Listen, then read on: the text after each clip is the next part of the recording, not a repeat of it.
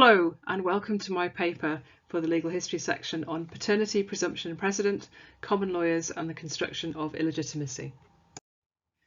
We're going to start in 1850 with a report in the Times for the 20th of August. We're in Liverpool at the Northern Summer Circuit in the Civil Division before Mr Justice Cresswell and a jury.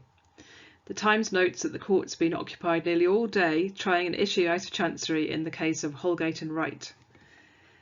A few more lines note that a question has been referred for jury trial from a larger property suit in Chancery about the property of the late Jonas Holgate of Halifax and how interest in it should be shared out.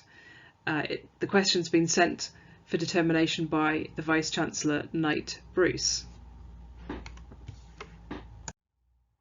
The matter being decided by the jury concerned a child, a 3-year-old child called Tom Wright. He was definitely the son of Susanna, daughter of Jonas Holgate, the man whose property was being disputed. But who was his father? Was it Susanna's husband, Thomas Wright, or was it somebody else? Was he legitimate and therefore able to inherit, or was he a bastard and therefore not able to inherit? So here's a little timetable of events. Susanna had been married to Thomas Wright. Everybody's in the cattle business. In 1836, the marriage hadn't worked out and Susanna and Thomas had lived separately from 1839. Tom is born in 1847, but who's his father? Is it Thomas? Thomas says it is. Or is it one of the other men alleged to have had access to Susanna in that period of separation? Susanna dies in 1848 and the dispute about property goes off to Chancery. What happens next? Well, after Susanna dies, Jonas Holgate, her brother, so Jonas Holgate II, orders Tom to be taken to the workhouse. Nice man. Thomas Wright swoops in and removes Tom from the workhouse, pays all the bills, so is acting like a father. At some point between 1848 and 1850, there is a dispute as to whether Tom is the lawful descendant of Susanna, which would mean he has to be legitimate, so that he's in line for this inheritance. So that's the issue before the Liverpool jury. And to go back to the Times report, the jury found a verdict for the defendant, thereby finding the child to be a bastard. This did not raise the interest of the Times reporter. One line conclusion: the case was most uninteresting. Most uninteresting? Well, no. I don't agree with the Times reporter on that one. So possibly it was a little bit less gripping than the case just above it in the Times, which had gone on at Liverpool, which was about firearms offence at a brickfield in Manchester. But there's a lot to get our teeth into in the law of adulterine bastardy in general, and this case in particular. Clearly, bastardy had massive social implications and legal implications in its own time, and I think that it's still, this great big heap of law which exists in this area still has something to teach us today. So it elucidates the development of legal doctrine over an extended period of time and the interaction between law and its own past, which is something which we all think about, I think. And even in the 19th century, at the time that the Times reporter was finding this all most uninteresting, common lawyers didn't find it uninteresting, either as a sort of present matter or in terms of its history. So, for example, I have been contending with this page-turner of a book, The Law of Adulterine Bastardy, by Sir Nicholas Harris Nicholas, written just a little before that case was decided.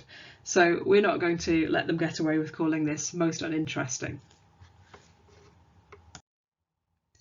Even though the Times reporter thought it was uninteresting, I want to go a little bit into what the law was on such cases of adulterine bastardy. So how could paternity be determined in a pre-blood test, pre-DNA test world? We need to look at other newspapers and the law report, which is now in the English reports, to get a bit of a grip on this. And it's good to have a look at the way in which the judge in the Liverpool case summed up to the jury. So he put it like this: when a married woman has a child, the presumption is in favour of its legitimacy. Formerly, indeed, the presumption was that if the husband had continued within the 4 Cs, and was alive at the child's birth, such child could not be a bastard. And it goes on, but now the law allows inquiry. So there was use of presumption. We presume the child of a married woman to be legitimate. And more, there is some elucidation of how strong that presumption is and how it's changed from the law of the past, of former times. Two things which are obvious on the face of this are, first, there is a straight past-present distinction in Cresswell's mind. The past is a large, undifferentiated lump, and through all of it, there was a very hefty presumption about legitimacy.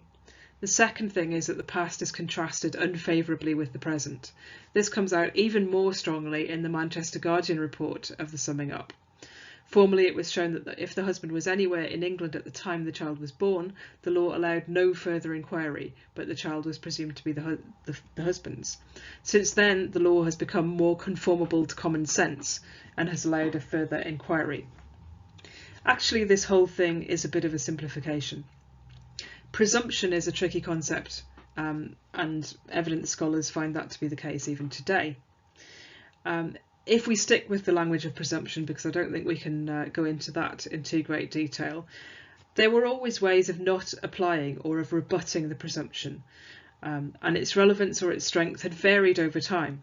And while it's not incorrect to see that there was a move away from according the presumption of legitimacy great strength, this doesn't necessarily mean that the law had become more rational by the time of this case, or at least more rational as we would see it. I will talk a bit more about that later on in the presentation. More broadly, I want to push the view that it's important for legal historians and lawyers more generally, when they're looking backwards, as we do in a precedent-based system, to understand first this process of legal historical revisionism, which has pretty much always been baked into law reports, simplifying the past, and the fairly common tendency to congratulate the present by condemning the past, the simplified past. I will also say a few words about the role of metaphor, or the nicely turned phrase, in this process. Cresswell alludes to the idea that a decisive factor in this area to trigger the presumption of legitimacy or not is whether the husband is within the 4 C's at relevant times for procreation. If the answer is yes, then it's hard or impossible to bastardise the child. This formula really caught the judicial and lawyerly imagination. But it has an interesting story. It wasn't actually always present in the medieval period. And what it means and just what its role was at different periods is not always easy to pin down. There is a preliminary point, of course, which is, what does it even mean? Which seas are these 4 C's? Presumably we're talking about the Channel and the North Sea on the south and east side. I'm afraid that does mean ignoring the Isle of Wight, Scillies, Channel Islands, etc. But does the Western Sea bring Ireland into the equation or not? And where on earth is the Northern Sea? Have we forgotten that the border with Scotland is just a little bit on the landy side? Sir Edward Coke gives us a little bit of help here in this section from his First Institute. He is seeing within the 4 C's as not really a geographical but a jurisdictional idea. And that makes a certain amount of sense until you think about what the jurisdiction of the King of England was in the time of Coke and what it would become. So once we have massive colonial expansion, the jurisdiction of the King of England is quite big. The truth is, it seems to me, that the impracticability of that test shows it was not originally meant literally or meant to be the sole criterion in these cases. Like some other expressions, like a cry within 4 walls in the world of tenancy by the courtesy, or coverture in relation to women in law more generally, I think it comes to be given rather more literal force than was originally foreseen. Within the 4 C's does really grab the attention of common law judges and common lawyers and historians of the common law. And I just want to take a little sidestep to think about that for a moment. So a little bit provocative. Ideas about islands and islandhood, insularity is the proper word, isn't it? In common law history and the history of common law. So our island story horrendous book by Henrietta E. Marshall, which purports to be a history for children of Britain, but is in fact a history of England on the whole, as you can see from its cover illustration. We've got the bit out of Richard II in which John of Gaunt is talking about the sceptred isle, about England as an island. We could also think of this as an intellectual insularity, so pride in the fact that the tide of foreign law was turned back by the common law, which we can see in this report from a particular adulterine bastardy case, the Le Marchant, and also we can see it here. Maitland didn't actually talk about the Galapagos, but Milsom sees his work as suggesting that the idea of England as a legal Galapagos insulating native evolution from Roman contamination. 19th century lawyers would construct a simplified narrative of rise and then fall of a strict presumption, understood in more or less modern terms, of legitimacy in cases where you had a married couple and the husband was within the 4 Cs at relevant times. That is a bit of an oversimplification. So that's the position that Cresswell suggests existed prior to his own time, but it is a bit of an oversimplification, I think.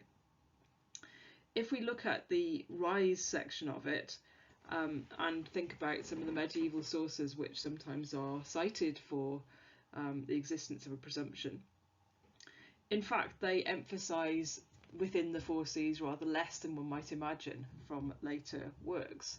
So Bracton, for example, the 13th century treatise, has quite a lot to say in various different places about adulterine bastardy and how it might be found, but it doesn't mention the 4 Cs at all. It does sometimes talk about proximity or the lack of proximity, but not always in the same terms. Sometimes it seems to be thinking about a bigger, sometimes a smaller geographical area. And it also throws in a lot of other criteria which seem to be on a par with the proximity thing, rather than the proximity thing being the most important factor. So Bracton talks about whether the husband accepts a role as father, talks about impotence, talks about old age as well at various points as potentially militating towards illegitimacy. In cases from the medieval period onwards, again, we don't always see reference to within 4 Cs. There are some countercurrents to the idea of proximity being a definitive test as well. And I want to give you one example of a slightly questionable aspect of the test as it comes to be understood. So in some early writing, there is an idea that an alternative to the husband being away, so being out of whatever geographical entity we are using, is that he is in prison. So he's within the 4 Cs, if you like, but he's in prison, and therefore that's a reason to say that the child could be illegitimate, even though he is married to the woman who bore the child. So the later 13th century treatise Britain says that that's an alternative route to illegitimacy. Bracton doesn't mention it as it happens, but Britain does. And there are still statements to that effect considerably later on, so into the 16th century. However, later on, the next slide refers to this, it's used in a rather different way. So the idea is that there is a criterion of within or without the 4 Cs, and imprisonment is a kind of intensifier of that. So the idea is that as long as he's within the 4 Cs, even if the husband is in prison, then the child is legitimate. So there's a kind of distortion that occurs with regard to imprisonment in this context. And here we have an example of that absolutist thinking. This is from an American family law, as we'd call it, I suppose, text from the early 19th century. So this is what he thought the law was in the past, that as long as the husband was within the 4 Cs, then he could be in prison and still the child would be regarded as being his legitimate offspring. So quite a change, quite a volte-face from Britain saying if the husband was in prison, that was a reason to imagine the child might be illegitimate, to this absolutist view that it makes no difference. A little more on how Within the Four Cs was looked at from the perspective of the 19th century after it ceases to be quite so important. And some accounts are a little bit more balanced, stroke trying to have their cake and eat it. So we mentioned earlier on this book, Adulterine, Bastardy by Sir Nicholas Harris Nicholas. And this is a nice example, I think, of trying to have it both ways. So we don't want to really do down the common law too much. We're going to find something nice to say about it. So it's based on a profound knowledge of human nature, but its rule was occasionally revolting to common sense. So it was okay at its time, perhaps. It had a certain wisdom, but it's no good for us today. Rather less tactful is the latest suggestion by Benjamin Cardozo that this was just absolute nonsense. That within the Four Cs criterion, as he understood it as a kind of conclusive presumption, was absolute nonsense. Let's go back to the case of Wright and Holgate with which I began, and think about whether the law and the practices relating to evidence there are in fact conformable to common sense, as claimed in that contrast which was being made with the bad old, the silly old law of the past. And I think it's questionable that they were conformable to common sense, at least common sense as we would see it. So looking at the evidence which was allowed in and which was not allowed in, quite a lot of evidence which we would think was quite important was not allowed in. So there were restrictions on the evidence which parents or possible parents could give in these cases, and those rules were actually rather stretched in this case. And the important thing to note is that quite a lot of the evidence which regarded Thomas Wright and which he wanted to give was kept out. So the evidence as to whether he had access to the wife at relevant times was very much restricted. However, a lot of rather more prejudicial than probative type evidence did get in. So Susanna was a woman of most violent temper and profligate character. Hard to see how it's relevant to the parentage of her child, but still, that was allowed in. She had a bad character as an ill-conducted woman, which seems like gossip. And I saw men go to her house by a gossiping neighbour. So, you know, it's a bit flippant, but the idea that this is excellent and obviously so much better than the law of the past maybe doesn't entirely stand up. So my overall point on this is that the change, the moving away from a strong presumption of legitimacy, might seem to have been a positive scientific move, and this is very much the thing that the self-image of the law plays up. But maybe we would see that what's happening is that the problem is being pushed under the carpet, being thrown over to the jury of 12 men of some degree of property. And I think this whole thing teaches us something about seeing changes in rules or doctrine in broad systemic context. Like England, an individual rule is not an island. You have to look at how it would function within the real setting of a courtroom and in the company of other rules. Let's go back to Wright and Holgate, back to Liverpool in 1850. Because there's one more thing I want to say, a kind of heartwarming or qualified heartwarming conclusion. So the case ends, Tom is found to be a bastard, and the Chancery suit can proceed without him. He's not going to inherit that Holgate property, but he doesn't seem to end up utterly destitute. He's not shunted off to the workhouse, despite the efforts of his uncle, Jonas Holgate II. So Thomas Wright has taken him out of the workhouse, and he seems to take him off to live with him in Rochdale. So maybe that would be understandable up to 1850 in the finding of bastardy, but actually it seems to go on longer. So there they are in the 1851 census, This all has to be qualified by the fact that obviously Thomas Wright is not an uncommon name, but they are together in a household in the 1851 census in Rochdale, where we know Thomas Wright worked, with people of the same name as a known employer of Thomas Wright as well. And the birth dates and the birth locations are correct as well. So I think that nobody's child actually did find a father. And I've traced Tom Wright also to 1861, when he's in the same place and he is now a pupil teacher. So not utterly destitute. Something heartwarming about that, I think. And Thomas Wright comes out of it rather well, despite being found not to have been the father of young Tom. He has stuck with him. So that is rather excellent. From the perspective of legal history, a bit more broadly, a bit less personally, there's a lot to learn in all of this, isn't there? So it's not just dried up doctrine. I think that it's interesting to see how doctrine is distilled, it's simplified and revised. Older sources are misconstrued and twisted.